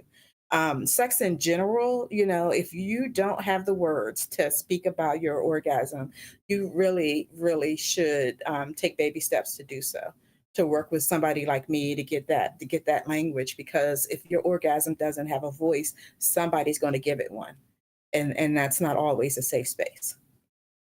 Yeah. Well, it's a while back there was a meme that circulated around. It was like, I don't know why women fake orgasms. You guys should boo in their ear, right? That's the only way you're gonna get orgasm, right? And I mean, I'm serious. I love Like, that. I you should. love that. How are men? I mean, if we're specifically just for this meme talking about Hmm. heterosexual relationships, right? Right. How are men ever going to learn how to pleasure their partner if their partner is faking an orgasm? He's going and he's Hmm. thinking he's a stud, right? Meanwhile, he Right. didn't do anything. Um, and Anything. I think the big thing, like that you pointed out, is communication is insanely important. But the big thing that I Hmm. want to bring out is the nonverbal communication. Hmm. And Right. as a sadist, I'm very adamant that I play off of reaction, right? And like you were saying, is Hmm. how are they breathing? What's their body language? Like, I can Hmm. tell you how hard I hit you, and based off of your reaction, but it has Right. nothing to do with how hard I actually swung. It's how hard you perceive that, because pain is something only Exactly. measurable by the person that's perceiving it in the moment that they're Exactly. perceiving it. Hmm. Hmm. Yeah, and that is huge. I have had 45-year-old folks come to meet with me who have never had an orgasm. And I'm like, well, show me what this fake orgasm looks like. And I'm like, there is no way that that person didn't know you were faking. But then I had to think about it. Well, yeah, if you don't know what to look for, maybe they didn't notice that you weren't moving. Maybe they didn't notice that you were looking at the ceiling, all those little signs that we could have. We're not taught those things. Nobody's teaching us how to read pleasure signals and how to recognize, and so for me, just for anybody who cares to know if somebody's faking with you, read the body language. If they're holding their breath, it does not feel good. Something is causing them to tense up. If they're holding their breath because a hit or a strike is coming, they're with it. You can tell they're smiling, they're loose. Their body is loose. There's more subtle in their arms. The tension is telling you that something is wrong. But nobody's teaching anybody that. So unfortunately, even if you were to boo in somebody's ear, that just pissed them off. So they're not going to listen to whatever you might have to say. But if you lift their hips a little bit to take some of their weight off, to let them know, maybe your hip bones are grounding into my hip bones. Maybe it's nothing to do with what you're doing, it's positioning, Yep. but can't say that because then how who taught you how to do that? Well, So like, it yeah, is. I think the number one killers for relationship or even pleasure in this standpoint is ego. Like for me Oh personally, yeah. at this point, if you boot in my ear, I'll be like, damn, okay, like I better do something better. Now, when I was a college kid or whatever, yeah, it would have been Hmm. a blast to my ego. And something that I've kind of learned is that specifically women, like we've talked about, they have a hard time verbalizing what is pleasing versus what's not Hmm. pleasing for numerous reasons. And one of them is, in my opinion, they don't want to hurt their partner's ego. Hmm. And something that I found Well, it's kind of training. valuable. We're trained not to do that. We are trained at a very young age. This is Yeah. what you do, Yeah. So yeah, you have to I, stroke the um, ego. I like in first encounters in various flavors, whether it's impact or sexual, since I typically play with female submissive partners, right? Is Hmm. I encourage their voice first and foremost, that it is Hmm. a service to me for them to communicate with me. It is a gift to give me information. What Hmm. I do with that information is my choice. And but then I give them only 4 words to say: faster, slower, harder, Hmm. softer. And that is Hmm. a massive spectrum that can give me a really good idea of Oh where they're yeah. at, whether Yeah. I'm spanking them or whatnot. And Right. it shows a safe space for that person to communicate, Exactly. which leads, in my opinion, to a more rewarding experience, whether it is A impact or much sexual more. arousal. A much more better experience because they don't have that fear of what are you about to do. They don't have that fear of, gosh, if I say just a little to the left, then, it's going to ruin everything. In the meantime, now I am in my head. And now I am thinking about this stuff, and that orgasm plate's getting full of distractions. So, it's something that could really rollerball. So when you give formulas like that, when you say, here's, what's okay for you to do, it really does lay that foundation to give a voice where we've not. You could have a survey of 1,000 women, and maybe 3 of them have been told to ask for what they want. Mhm. Like if you listen, I mean, even Reba McEntire has a song that talks about her mom giving her away to a man, dressing her up and doing the makeup and then saying, go make mommy proud type thing. That's what it was for a very long time. And that's what it is for a lot of people, down south. There are a lot of spaces in the States where that is, still your purpose. It's still what you're doing. But then there are folks who, are saying, I'm not doing that, and then they end up alone by themselves. And so I don't want to be like her. So I'm just going to be quiet and keep doing So it's all this societal stuff that we just can't drop. So it's kudos for giving them room to be able to express themselves. Yeah. Well, and I mean, it goes just into my whole flavor of sexuality, and it's authority, and it's ownership. And it's like, Mm-hmm. this is my property, my toy, whatever it may be. I Mm-hmm. I own everything about it.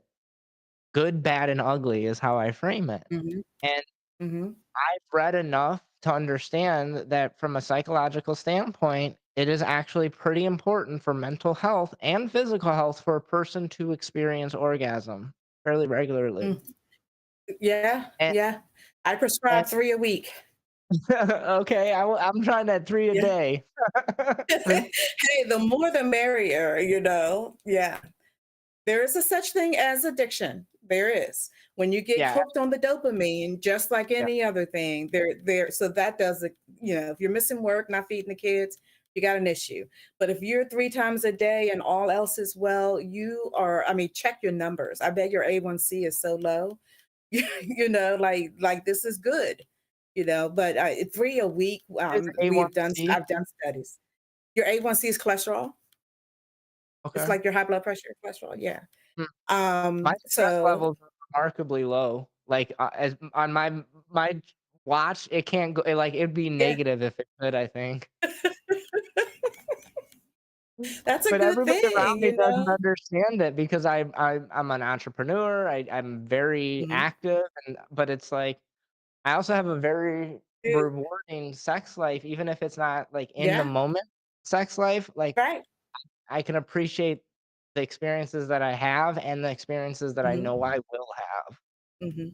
And they don't go away, so recalling them is actually a sex tool, you know? Mm, It's like bringing out a vibrator, you're bringing out this last scene or this last experience, you know, that's your memory, you created that for that reason, you should rethink on that and use that when you're masturbating and use that to say, you know, if I'd only added this or did that, you know, tweak it and that kind of thing because all the bodies are different.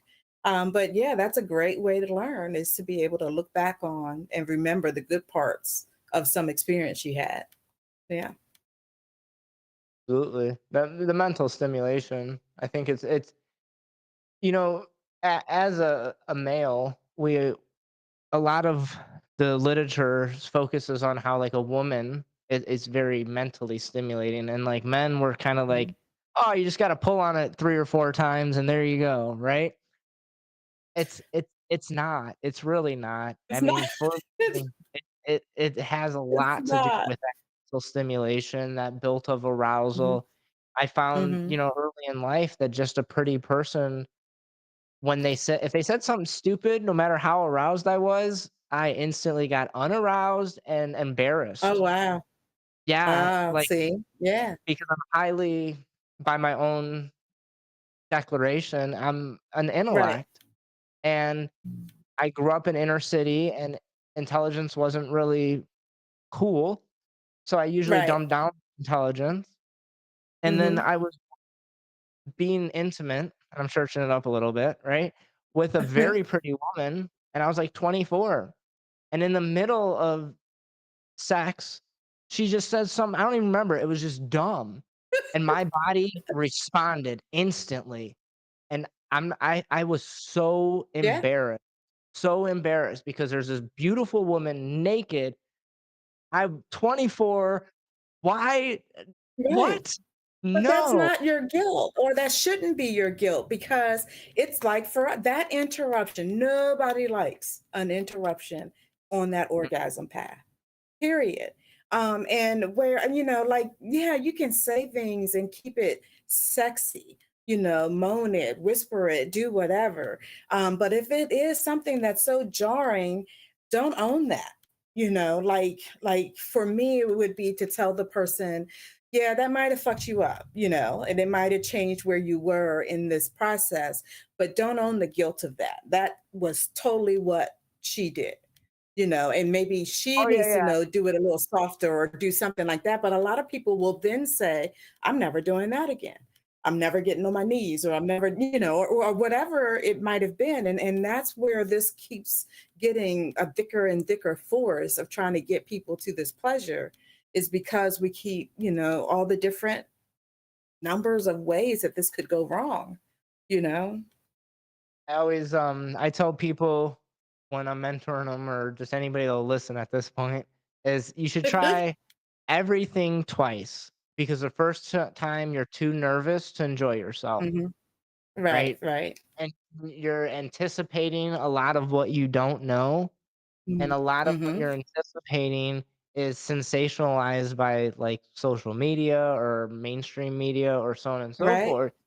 And it's like Right. people that are coming in and like to this conversation, they hear us talking about master and slave without context. That's like Alice in the Wonderland looking through the looking glass. It's like, what? What is she telling that? What's he saying to that black woman? Wait, exactly. Oh my God, don't cancel me. Okay, yeah, because I'm the white master. Oh man, jeez, right? Don't even. Oh my Yeah. gosh. He But just said but in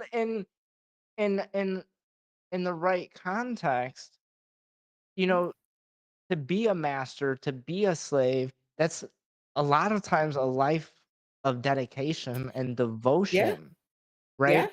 And I talk about even as an M type, it's a lot about service to something larger than myself. Mhm. But that's just a whole nother thing. And it Right. just goes back to like until you come in and have the conversations, turn on the lights, Mhm. open the door, whatever you need to do, Right. you're gonna come into a conversation and hear about master and slave, and you're gonna instantly think about like some archaic, you know, Right. pre-Civil War shit. No, what? Right. No, it's All the all about negative to turn parts us of it. on. This Yeah. has nothing to do with any bad nothing. Right. It's something that it's about sexual desire, right? Yeah, and it's a desire that's been kept in the dark. So those terms are dark words, you know. So there is Well, nothing I'm tuning in and oh, that's what they're talking about. No, it's what the hell are they talking about? So yeah. well, and the thing is like we're even as a community, and I'm Mhm. just gonna say it's the bubblegum BDSM community. They're trying to remove Mhm. master and slaves because of the offense that it has to POC, right? And Yeah, but it no. never was It's about that. that's And if you actually undereducated. Yeah. look through the Mhm. history, a lot of Mhm. MS stems from gay culture and Right. POC culture. Right. It, Really. the white man, they're new to the scene, at least from Right, my experience, exactly. Right, right? right. You- Let me Because it rephrase that. was there's that difference. Heterosexual man, Mhm. right? Yes. Yes. And so like with everything, the different language, you know, the different definitions that we're putting on these words is yet yeah, when you use that word, it did mean this. And over here, you know, it's like feel and feel. They're spelled different, and they mean something different. You just can't apply it and say I can't use that word because it was used this way back when. But I can't give it a different definition, or I shouldn't give it a different definition. The slave still means this here, and it means this here, but over here it's with arousal, and over there it's with pain. Two Yep. totally different things, you know, and just having folks who are open minded enough to have that conversation and not cancel is like looking for a needle in a haystack. It really is more of a conversation that we need to be having, you know. Well, and we're pushing out MS hard. I don't know if Mhm. you how active you are in MAST, but even MAST, which is Masters and Slaves Together, it's an international Mhm. organization. They're talking about changing their name because MAST isn't inclusive anymore. And I'm like, wait, who are you trying to include? Because this is the one place that I feel included, right? But yeah, who's not included under the word master? Who can't be a master? They want to be able to include dominants and submissives and tops and bottoms. And I'm like, Wow. we're we're getting to be a really big disconnect, and I hope there's some real consideration before they would do something like this because this is a long running organization, um and yeah, I'm gonna look into there and throw in my 2 cents. If yeah, I I have don't know something how proactive they are about it, but there has been some. oh, it'll happen just because you wanna still exist, you know, you exist, you know, or you exist with struggle, which is kinda like what Oasis is doing and trying to develop this as therapy. But if I built something, did the hard work, stood through the trials and tribulations of it, I don't think you get to tell me that it now has to be only white shirts or only jelly beans or whatever was that I was producing, I don't think that you get to tell me that I can't make that anymore. Now, of Yeah. course, if it's, like a war and we need you to grow corn, again, that has nothing to do with pleasure. But pleasure comes if I'm selling all butt plugs. You can't come tell me, oh, you're leaving out penises, so you need this, and you're leaving out vagina. I don't think that that's fair. I think that, yeah, you come to this store for this, you go to that store for that. Why can't that understanding be the same in the lifestyles? I just, it shouldn't be a battle for us, to, wow, to change Yeah. a company's name that's been in existence for so long. Well, That I makes think, like no you sense said, to me. some of it's out of necessity. There's the political pressure that slave is a Mhm, derogatory term and so on and mhm, so forth, mhm. and the progressing times of all this inclusivity. But like I said, the nature But of the inclusivity, role means the same. The yeah, role means the same. it doesn't. Like, not some of the talks I heard. So Really? How? yeah, so like here's probably the just a 30,000-foot view where I really felt the changing of tides was after COVID. Mhm, And prior to COVID, my local mass group, I think we had 6 or 8 people in Columbus, and us mhm. 6 or 8 people, I'll tell you right now, I don't think I like 3 of them, other than the fact that they Oh, were part of MAST. But I there were 6 or 8 people that I could talk about MAST stuff to, and that was it. So, even though I didn't wow. like them as a human, Mhm. this was my community, 6 or 8 people, right, locally. Wow. Um, Nonetheless, and I d wasn't I wouldn't be friends with these people. It wasn't nothing bad about them. It was just I didn't really like them. 'Em. They're not Right, my type of right, people. But they were right. part of the mass community, so there you go. And, um, after COVID, our very first in-person, we had 30 some, almost 40 some people show up to mass. And, like, I'm a little confused. I'm like, "Okay, cool." But I'm guessing I'm in the wrong place, right? And like we go around and I'm just gonna go ahead and say it. I felt like I was at an AA meeting. I was like, "Hi, I'm Dustin, aka Rope Aficionado. I identify as a master." And like, and then we went around and half the people that were like, "I'm here because I don't know what I am and I don't know what I'm looking for." Masters and slaves together is not where you should be. And one of the gentlemen that I didn't necessarily like, he blew my mind. And he stood up and he says, I'm not going to apologize, but I'm going to go ahead and excuse myself from this meeting. And everybody just kind of looked at him. He's like, oh, I'm guessing you want a reason why. The reason why is because I came here to be with my fellow masters and my slaves to discuss about power of attorney over my slave and what that means and how to negotiate. Mhm. Right. And the vast majority of the people in this room, they don't even know if they're dominant or submissive. These aren't my people, and he's never been back This, since. how'd you even get to this event? Like, Because how'd you even get there? it goes back to, like, that blog I'm working about. Is it community or is it Right, capitalism? And a lot of this right, is turning into like a capitalistic type of thing where right. the nature of, well, I don't have to tell you. You have a venue, you have lights Mhm. that you have to keep on. You have to sell X amount of stuff, or not sell, but you have to have X amount of money every single Right. month just to provide the services that you provide, right? Right, right. And this is where it's really tough, in my opinion, as a venue owner, to make sure that you're mm, not falling into that capitalism just to keep your bills on, or Mhm. to keep your lights on. And I'm glad we, my wife wasn't standing in here when you say that, because it kills her that I will not do that. You're not, I have absolutely no problem telling somebody this isn't a space for you. This yeah, isn't a space for you. Your dollar means absolutely nothing to their safety and my respect. And yep, they can't respect me if they see that I just let you in here and you're saying the N word, or let you in there and you're saying real woman stuff versus, that kind of thing. And it's a risk every time I say no, but I cannot I won't let you come in and take somebody's right in order for you to have a right. But I also won't let you tell me that my product is something it isn't, because I've worked on it for 13 years. Yeah. Like I have this thing where I tell people, Oasis is my baby. Don't change his eye color, don't change his hair, don't change. This is it. Well, maybe you should just do this night and that night, like Ohana's in Princeton.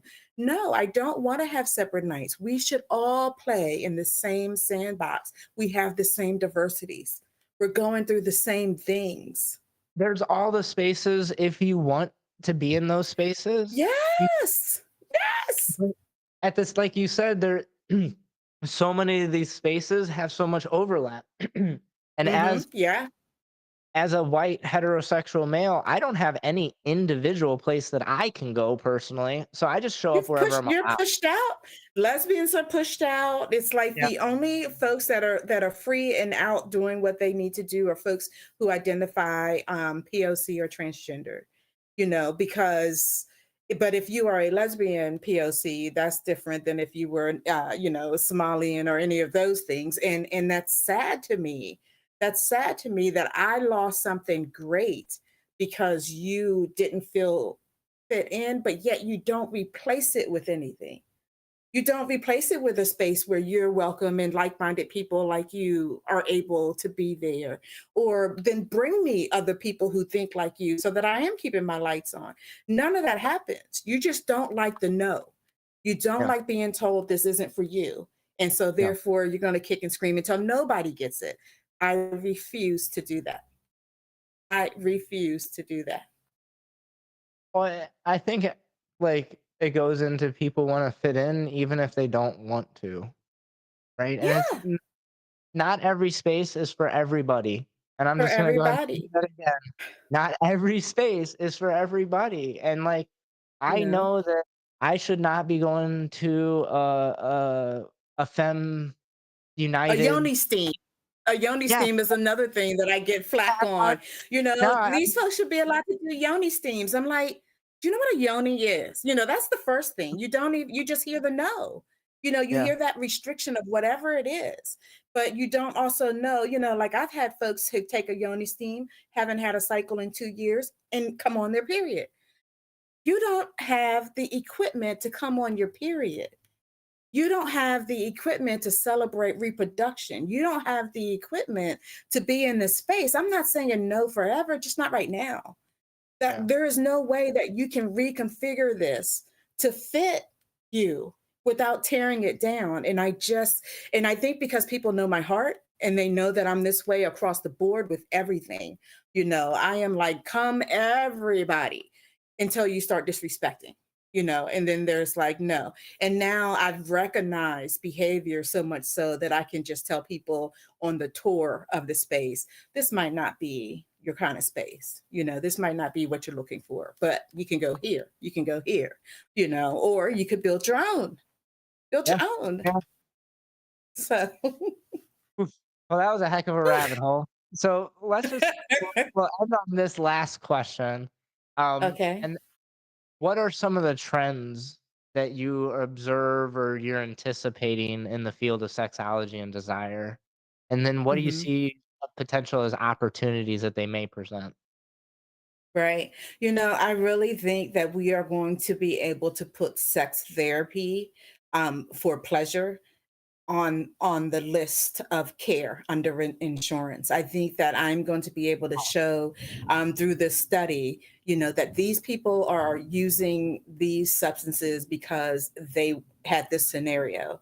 And now that they know how to be in a relationship, or now that they, can connect with people, they're able to do XYZ. So I do think we're going to start seeing a lot more sex educators on in mainstream, that aren't just like I was heavily in the lifestyle and or in the porn industry because of the message that I had, but I am being invited into mainstream spaces now. I did the Ohio State University does a sex week for the students there, and I've done their Ohio Sex Week for about 3 years now. And that was never available. So being able to talk in public spaces about this. I've even had a few churches invite me in to talk to their older people because older people are still having sex. And so I think we might not get to the point where we're giving out condoms at our nursery homes, but I think we recognize that folks are still having sex, and having a syphilis outbreak in the nursing home should be shameful. It should be shameful. And so I think sexology is going to let people see that there are things that we could be doing to correct things we've always done.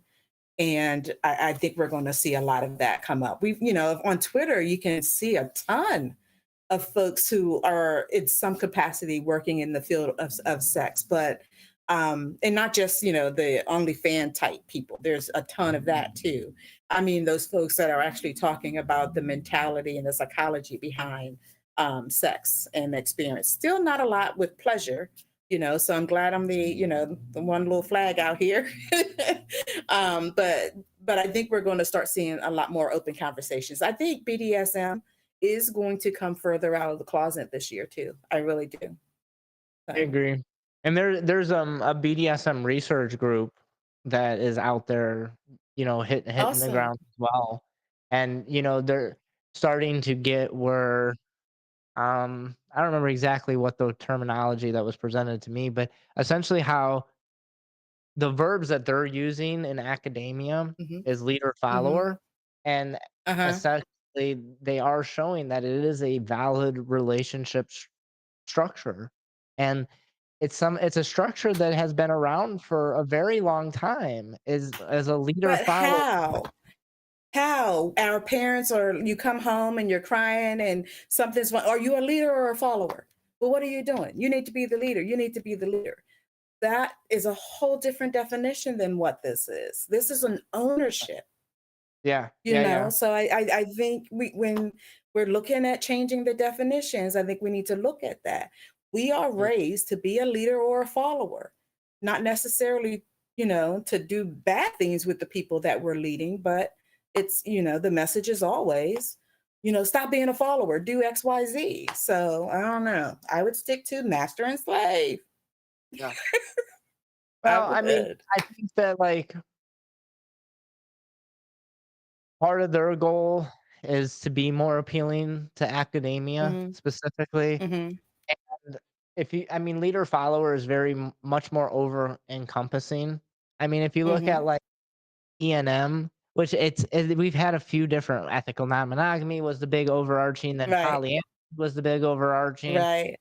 Now, who knows what the big overarching one is? Um, I don't want to diminish master and slave, but when we Hmm. speak on a big spectrum or a big platform, um, Hmm. it probably needs to be something that's a little bit more accepting that does include master and slave, right? Hmm. But I know that a lot of people, as soon as they hear master and slave, there's a disconnect, right? Mhm. But Mhm. if they sat through a lecture for an hour and a half about a leader follower relationship, they're like, oh, I can see some validity in this relationship structure. And then the next lecture, they're Right. like, hey, we're going to dive into the master slave version of leader follower relationship. Right. I, Right. I see not necessarily like stop using master and slave. I Mhm. personally will continue to use master and slave and what other roles that I accept in my Mhm. life. Um, Right. but I do see the value in having some more accepted overarching terms to Mhm. make it so If it that opens doors, for sure. For sure. yeah, If it opens doors and conversations, I'm a rip the Band-Aid off type person, I'm the you walk into the space and there's a big pussy on the wall type person. I'm not the, pull the sheet back and see what you're gonna see. uh, So for me, but I get it. I get it. There is a necessity to bend so that you can let in more people and let out more information. That's very true. yeah. Mhm. Okay. Well, I'm gonna get this wrapped up. We've been chatting now for about 2 hours. Good Um, grief. wow, a wonderful conversation. I I learned a lot E- personally. I'm thankful for the conversation. I Good, thank appreciate you. your time. Um, in closing, is there anything that you have to say? Any shameless plugs? Any events coming up Um, like that? Book? yeah, shameless plug. You know what? I just curated a single for a sound orgasm, actually, and I'm getting ready to start advertising it on Friday. I am going to try and do a global sound orgasm. It's available on global platforms. It's available iHeart, everything. And so I want folks to log on at the same time across the globe. And I found that time. It's 8 a.m. Eastern time, but I found that time and listed it for everywhere. And I do have like UK connections, and I've got somebody in China. So I want to be able to get this on and get as many people as I can to log on at this same time. And it's about 7 minute long. This it's sounds and moans and words, and it's supposed to, if nothing else, elicit stillness and Mm. some pleasure. But sometimes folks can hear a deep sound and kind of get goosebumps, that kind of thing. So May 15th is the day that I'm setting that up with. So I'm trying to have a global sound orgasm. And then Shades Oasis, you can find on the website if you're ever in or near Columbus, Ohio. Folks should come in for that. But just following me at Shady on Top on Twitter, Instagram, Facebook, all those things, you'll see where I'm at. So if I'm in your city, definitely come out and support, that kind of thing. But I think my lasting message for 2024 is to call a lie and be okay with it. Santa Claus does not exist. Yeah, Okay. So yeah, you yeah, don't have to believe it just because you've been told a lifetime that you have to believe it. And I yeah. know it's scary because that pulls the curtain down on a whole lot of others, you know, but it's keeping you from pleasure. It's blocking your orgasm. And you don't have to follow it just because we've all done this. As we're growing and becoming more inclusive, I think it's okay to say, well, I'm not going to believe this lie anymore. What's really behind pegging? What's really behind nipple clamps? What's really behind, like just use this year to find the truth and to not necessarily follow, what we've always been told. Globally, we can change the way we look at pleasure. I really like that. I like that a lot, and I think that that's the path. Is Hmm. you know separating what's fact and fantasy, or Right, fiction. Like right, when it comes to squirting, like you talked about earlier, like there's a lot of shame. Like I've had girls that were literally embarrassed because I'm like, wait, I'm right. over here proud as shit. I'm like, yeah. Wait, why are you not sexy anymore? Hold on, no, you're supposed to be Right. like, but Yeah. there is shame, and I mean, even like Hmm. the first time that a girl squirted for me, I didn't know what it was, but I knew that it was a moment of pleasure. So my Hmm. first thing as a young man wasn't like, "Oh my god, this girl just peed on me." It was, "This girl just what did she do?" Like, she just Right. orgasmed in a way that I've never Did I seen before. trigger? Like, but I guess, like I said, my logical brain would just be like, Hmm. how is she gonna pee in the middle of an orgasm? Like, that doesn't seem like it makes Right. sense. Like, just like you Right. said, I know that when I can't pee when I'm in the middle of an orgasm, I mean, to Right. Yeah. when I have an erection is hard enough as it Mhm. is.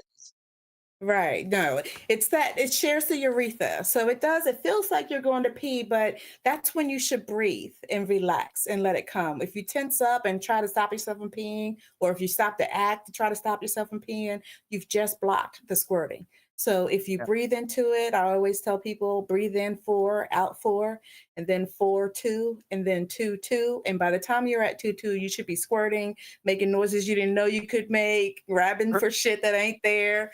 You should really learn to embrace the signals your body's giving you to tell you that's coming. But it's coming through the urethra. Of course, it's going to feel like your bladder's full. Yeah. Yeah. Well, let's keep breaking these stigmas Awesome. one at a time. Yes. All right. Yes. Well, I'm Let's gonna do go ahead and that. stop the stream. If you can just hang on for 1 second, we'll say bye off air. Once Okay. again, Debra Shade. Go ahead and say bye, Deborah. Thank you so much. Yes, goodbye.